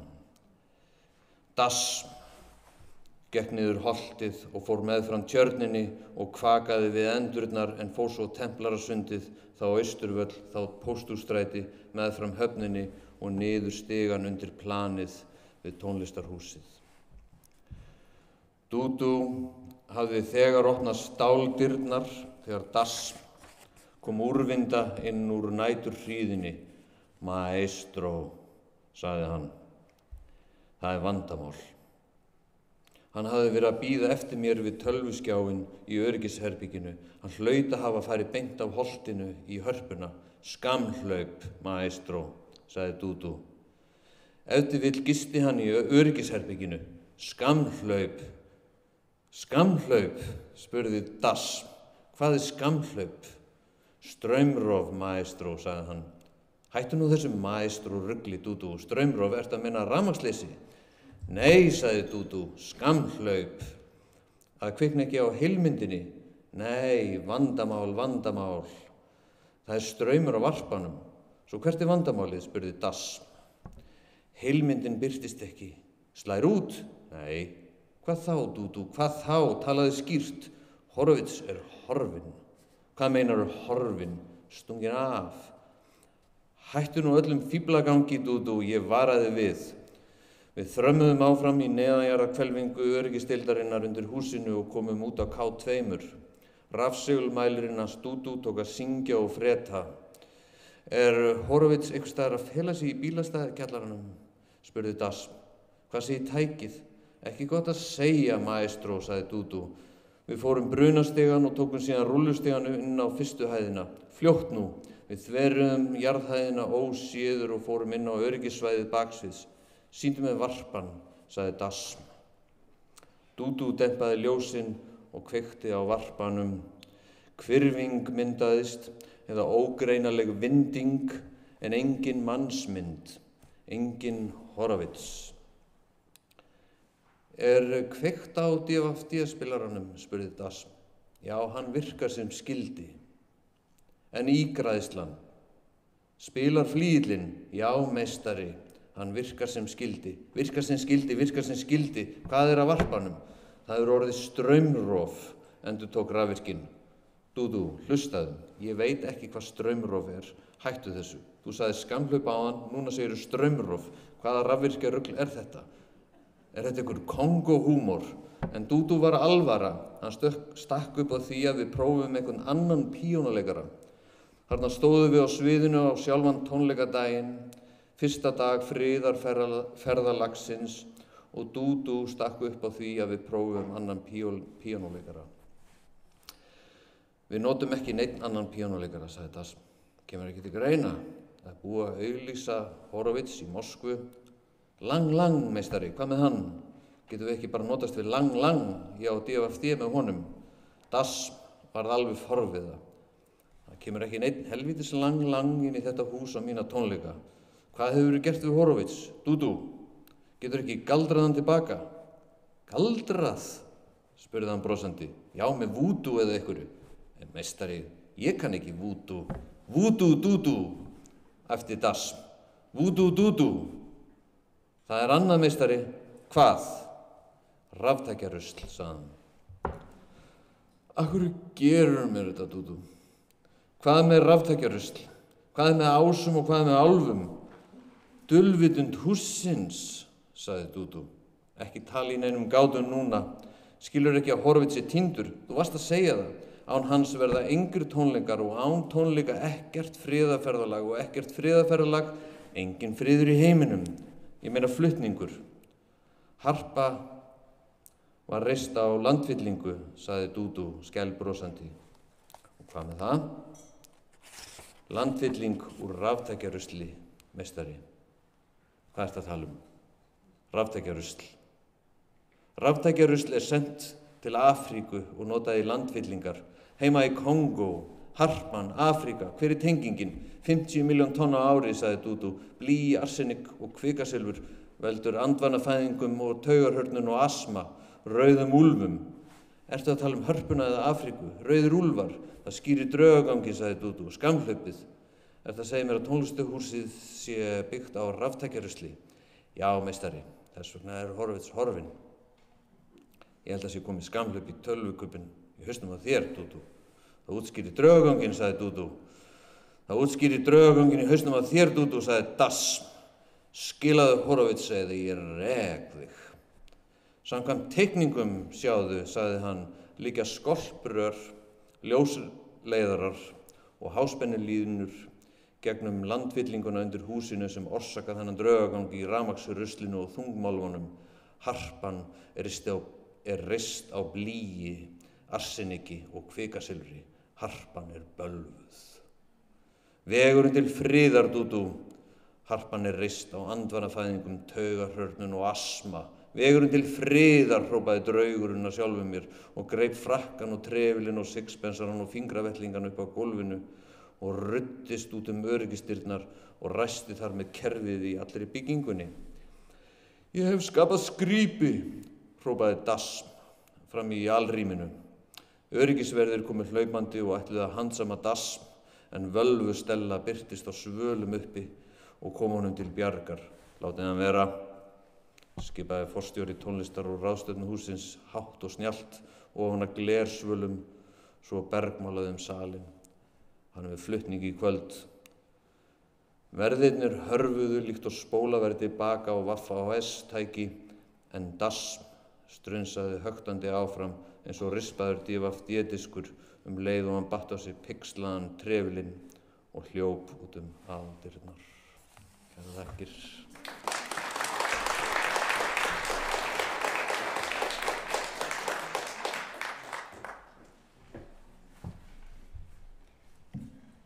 Kærar þakkir, Ófeigur. Það er komið að síðasta lesara kvöldsins og það er ástæða fyrir því. Það er eiginlega ekki hægt að biðja neitt að lesa á eftir Gunnari Helgasyni. Hann ætlar að lesa fyrir okkur úr bókinni Stella segir bless. Gjörðu svo vel.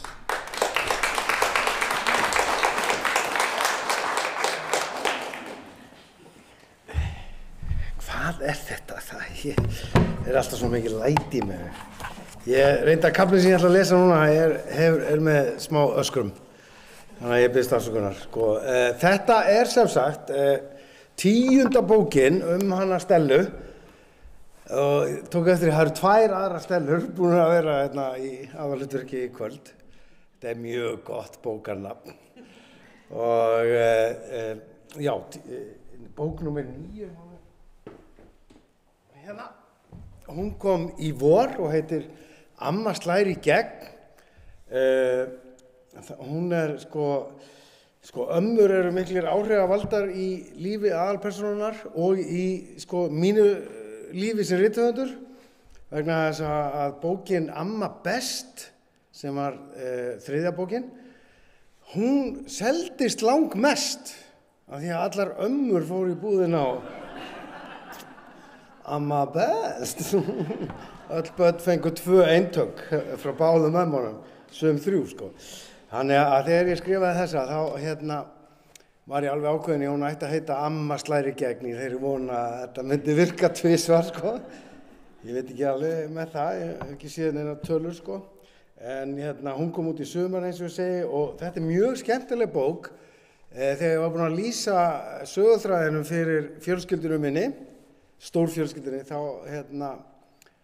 var fyrsta spurningin og þetta barnabók? Vegna þess að Amma Köpen semst framan á bókinni og listakona sem býr í Kaupmannahöfn. Og ég læt þegar ég fyrir í skóla að lesa og læt ég kjósa hvor amman betri, Amma Snobb, sem mjög snobbuð eins og nafnið bendir til, og Stíf, mjög leiðileg í fyrstu bókinni en kemur öll til og alltaf til staðar. Mætir þegar á þarf að halda, öfugt við Ömmu Köpen sem býr bara í Kaupmannahöfn og kemur þegar henni sýnist og þá að mála, hún málar til og með stórt málverk af mamma og pappa allsberum, ætlar að gefa þeim með brúðkaupsgjöf við lítinn fögnuð og alltaf með bjór, hún alltaf hálf dönsk einhvern veginn og alltaf að reykja og drekka og öll börn á Íslandi finnst hún betri amman. Það er ótrúlegt, þannig að þegar ég verða afi þá ætla ég bara að verða hún, sko. En í þessari bók þá eru ömmurnar líka í svona miklir örlagavaldar vegna þess að í þessari bók þá sem síðasta Stellubókin, þess vegna heitir hún Stella segir bless. Ég varð að skýra hana það til að geta hægt að skrifa þetta. Þetta semst 3. bókin þar sem stendur þetta síðasta bókin og núna stend ég við það. Og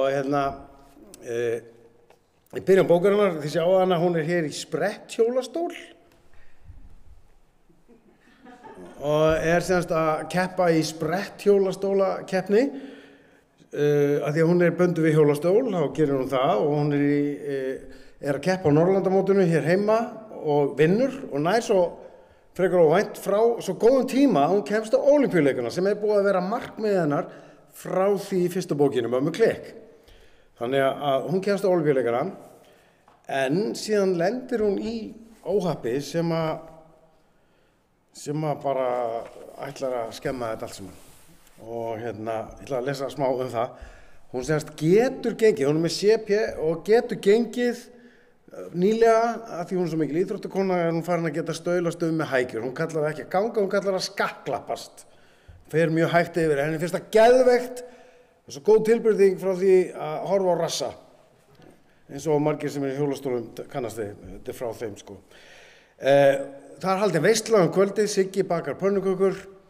Hann svona dúer, hann 8 ára og lefur öllum að prófa nýju rómasprautina sem hann keypti fyrir afmælispeninginn sinn og það fer ekki vel og daginn eftir þá vaknar Stella í 7. himni. Síminn bara á fullu, bara bang, bang, bang, allir óskarnir til hamingju, fjölmiðlar að biðja viðtöl og þetta bara besti dagur ævinnar þangað til hún fær skilaboð frá kærastanum. Og hann náttúrulega eins og unglingsdrengir eru oft algjör hálfviti í þessu tilfelli, rosa góður drengur, sko. Og hann segir ekki til hamingju að neitt, hann segir bara, ég þarf að segja það svolítið. Og Stella bara tekur símann, hvað? Getum við hist í hádeginu? Hún alveg að pissa á sig nývöknuð, situr á rúmstokkinu og bara, ég hringi eftir korter, en svo getur hún ekki beðið og hringir og hann með svolítið stóra fréttir. Og hún var alveg ringluð. Var hann þá ekki að segja mér upp? Ég varð eiginlega að tala við mömmu þetta. Dyrabjallan hringdi frammi. Mér langaði að segja, Þór, ertu að segja mér upp? En ég sagði, ég þarf að pissa, ég hringi eftir smá. Hugsanir mínar snerust hringi, var hann að hætta með mér? Átti ég að vera fúl eða átti ég að samgleðast honum? Hvenær fær hann? Ég gleymdi að spyrja því. Kæm hann þá ekki með til Parísar? Örugglega ekki. Alveg typist. Hugsa bara sjálfa sig og ekkert mig. Ég pirraði svo mikið að ég hugsaði ekki, beygði mig bara eftir hækjunum og rauk af stað. En fæturnir hlýddu mér ekki. Bífurnar á mér bifuðust ekki, svo ég datt. Hrópaði ég og reyndi að bera hendurnar fyrir mig, en tókst að flækja hækjunum fram fyrir mig, svo þetta fór allt í vitleysu. Önnur hækjan rakst í hjólastólinn, svo hann snerist og allt í einu kom bakið á stólnum á flegi ferð á móti mér og án þess að geta Björg mér veitt skallaði ég stólbakið. Hrópaði ég hærra en fyrr, svo lenti ég á gólfinu. Sársökin í andlitinu var hræðilegur í auganu. Ég hefði fengið hart, svo sjá þetta er svona, sko á svona hjólastólum bara svona plastspjald, það ekki svona mjúkt eins og á hjúkrunarheimilum, heldur bara grjóthart, oddhvast plastspjald og þið sjá þetta alveg fyrir ykkur? Já, ok. Og ég greip andlitið á mér og fann bleitu, var ég strax farin að gráta hans að tekja eftir því. Ég tók lófan frá auganu og leit á hann. Hann var eldrauður, blóðrauður. Ég ætla ekki að garga, þá veist hún að fara að garga. Gargaði ég eins hátt á því mögulega gat og greip svo aftur augað. Mér að blæða út var það fyrsta sem ég datt í hug. Blóðið sprautaðist allt herbergið, á veggina, gólfið og loftið. Blóð lak af rúminu mínu, seigfljótandi ógeðslegt. Ég fann lífið fjara út. Þá sá ég augað. Já, stoppum hérna. En sko síðasti kafli hann inn í skýi sem þýðir svona yfirleitt að hún sé kannski að ímynda sér. En af því það svo margar ömmur hérna, sá Sævar gerði könnun, þá ákvað ég bara í snarasti að lesa hérna kafla sem ég aldrei lesið áður með ömmunum. Sko, Stella, sko það sem kemur fyrir andlitið á henni svona það sem að sést en það sem gerist í þessu slysi samt allt annað og miklu alvarlegra og hún getur aldrei gengið aftur. Ég að segja ykkur þetta því að þið örugglega ekkert að lesa bókina, ég að hvetja ykkur til að kaupa hana bara og ég get bara sagt allt þetta og hún verður rosalega leið, hún Stella, ákveður að hætta við að fara á Ólympíuleikana og það gengur maður undir mannshönd, alla vinkonurnar, ömmurnar og hann granni meiri sig að reyna að koma Stellu út úr herberginu sínu bara og ákveða að fara á Ólympíuleikana. Á sama tíma mamma komið með eitthvað rosalegt gigg í Frakklandi og hún sko óperusönguna og þetta sko, hún getur ekki sagt frá því þetta eitthvað leyndarmál í gangi, þetta svona og Stella pínur ringluð yfir þessu öllu og þolir ekki hvað allir að reyna að hjálpa henni. Og amma Köpen ákveður að eina leiðin til að hjálpa henni að byggja típi. Veitu hvað típi Svona indjánatjald. Nema, við mögum ekki lengur segja indjánatjald að vera að heita típi. Og hún ætlar að fara með hann í svett. Byggja svett í garðinum og þá lagast allt. Og hún kemur henni út í garð og inn í svettið og þær liggja þarna og allir fara að rífast og alla vinkonurnar koma og amma var búin að segja að allir ætti að vera allsberir og Stella náttúrulega aftók fyrir að vera allsber og svo einhvern veginn leysast málin og þarna það, sagði amma Köpen og hallaði sér frá mér leið og hún breidd út faðminn, svo glitti í ber brjóstin. Hvað, spurði ég, kraftaverkið? Ha? Sögðum við mamma og stelpurnar allar í einu. Já, hvað, héldu að ég var einhver kuglari sem tryði því að það að fara í svett myndi færa Stellu kraftin í fótunum? Nei, ég ekki alveg klikkuð þó ég sé listakona. Ég trúði því þó að hér í svettinum myndi hún sjá hvað hún stórkostleg, hvort sem hún gengur eða hjólar, að hún myndi sjá sannleikan og það akkúrat það sem gerðist, sagði amma Köpen ánægð. Sagði amma snopp til samþyktar. Ég vona bara að þeim aðgurnar sýnið sama þroska og hún Stella, hérna. Amma Köpen og mamma litu hvor á aðra og fóru bara að hlæja og féllu svo í faðma. Þetta rosa moment, sko, það að semja frið í fyrsta sinn, sko, í 10. bókinni. Þær höfðu líka upplifað kraftaverk. Nú förum við, sagði Guðbjörg. Reis og fætur og lét sig hverfa út tjaldopið. Mamma og Júdita hjálpuðu mér út og ég settist í stólinn minn. Fatima og Vanessa kom út og eftir okkur og þá föttuðu við að öll handklæðin voru horfin. Við litum í kringum okkur en það var hreinlega eins og einhver hefði tekið handklæðin okkar. Sem betur fer var ég í bikini og mér til mikil slétti sá ég að stelpurnar voru það líka. Ég sá líka bíllinn okkar var komin heim og við sáum líka Hanna Granna sem komin út í innkeysluna með 2 ferðartöskur. Við veifuðum honum, hann veifaði óöruggur tilbaka og setti svo upp skelfingarsvip. Við litum á tjaldinu. Mamma kom út úr því og var sem betur fer í sundfötum eins og við stelpurnar. Amma Snopp og amma Köpen birtust á eftir henni og þær voru kviknaktar. Allsberar. Án allrar fremmi. Amma! Fyruð, byrjaði ég og benti á þær. Það kom mér bara alls ekkert á óvart að sjá ömmu Köpen striplast í garðinum okkar, en að amma Snobb skildi gera það líka. Það kom rosalega á óvart. Augnmálningin hennar hafði leki í svettinu og hún var eins og einhver öskudags hryllingspersóna með svarta tauma niður báðar kinnar. Nakti morðingin myndi þessi persóna sennilega heita. Amma einegða skrýmslisins sem ég hafði verið. Við gátum ekki annað en starað á hana. Loki munninum, elskurnar. Það með aldrei séð kvenlíka máður, voðalega feimna þetta. Sagði hún því hún virtist lesa hugsanir mínar. Það er ekki eins og maður hafi ekki farið í svett áður. Hvar er handklæðin? Þau eru horfin, sagði mamma. Sagði amma Snobb, snýri sér á ömmu Köpen og þær förmuðust innilega. Svo gengu þær rólega og tignarlega í áttina á húsinu, hvor að sínum inngangi. Allsberar. Takk fyrir.